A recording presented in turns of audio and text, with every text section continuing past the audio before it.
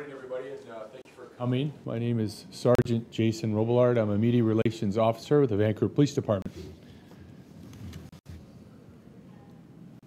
A bank robber believed to be linked to 11 recent bank robberies was caught in the act by two Vancouver police officers this past weekend. On Sunday, December 16th, two VPD officers in plain clothes who were aware of a recent rash of bank robberies focused on the few banks in the downtown core that were actually open on a Sunday.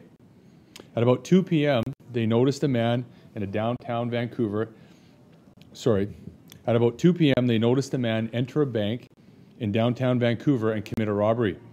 The officers arrested Darwin McGrath, a 50-year-old Vancouver man, with stolen money shortly after he left the bank.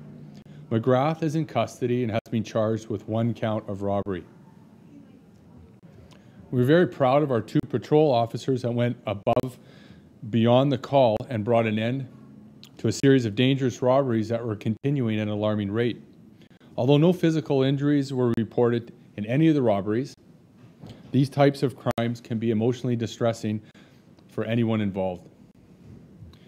VPD investigators anticipate additional charges against McGrath as they believe he may be responsible for 11 banks in total. 10 committed in Vancouver and 1 committed in Surrey. The Vancouver Police Victim Services Unit offers support and provides resources for victims of crime, witnesses, and their families. Referrals are typically made by the officers at the scene. However, individuals can self-refer to the program by contacting VPD's Victim Services Unit at 604-717-2737. I can take any questions that you have. Job well done for those officers that apprehended, but why does it take so long in this case for the arrest to happen? I mean, it's guys out there doing the living everyone's possible. Yeah, I mean, we had a lot of resources looking into this. These happened quite quick over the span of a week. These are serious crimes for us to investigate, and we do our best to try to catch them and gather enough evidence to proceed with charges. In this case, hats off to these two officers that took it upon themselves to go in plain clothes, and they observed that there was only a few banks open in the downtown core and that these were continuing, and their persistence paid off when they observed the suspect walk into a bank and commit a robbery. Basically caught him in the act. And that's very rare to happen, but it does happen, and that's good heads-up police work. So we're very proud of these two patrol officers that were able to catch this suspect and put an end to a very dangerous bunch of bank robberies, which we believe to be 11 in total. And I do have to point out that right now he's only been charged with one, but we do anticipate more charges in the near future. Can you give a sense of the time frame? What you had just said in the span of the week, is that to suggest all 10 robberies happened in a 7-day span? I wouldn't say 7-day span. I'd say approximately within a week, within a short time frame. And we're looking at 11 robberies, 1 in Surrey and 10 in Vancouver. And so 1 in Surrey was also within that 10? Within that, yeah, that's correct, yeah. So I think it's pretty remarkable to get this person in custody within a short time frame. We did have several detectives in our major crime section looking at these and trying to apprehend this individual who's responsible. And right now they're still ongoing and still putting all the pieces of this investigation together to be able to put the evidence forward to Crown Counsel to secure numerous charges on one individual. Does he have a lot of priors that, I believe he has a history of robberies as well, where there's convictions of robberies similar in nature. any weapon involved? Right now there was an indication of a weapon involved, but there was none seen or produced.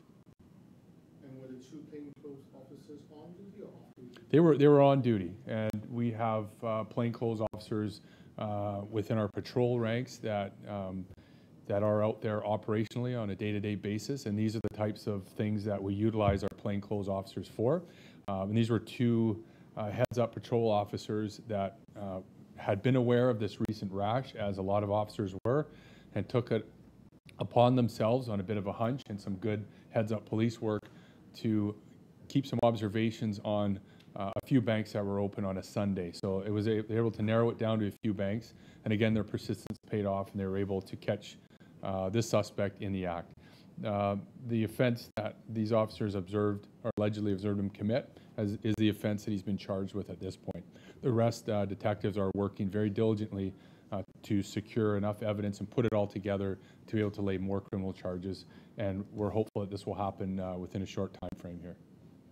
Were the 10 banks all located in the downtown core? Or are they spread throughout the city? All we're saying right now is that the 10 banks were within Vancouver, and one was in Surrey.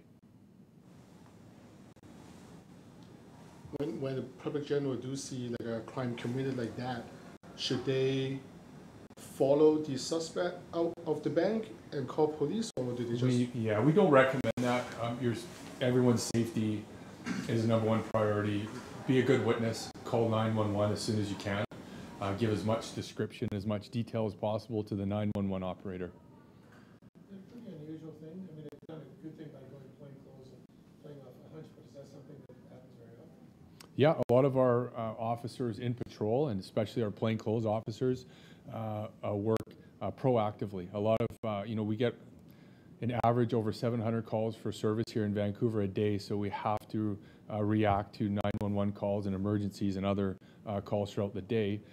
So our officers have to work very hard to be able to do proactive police work. And this is a great example of proactive police work and how our officers were able to just think outside the box.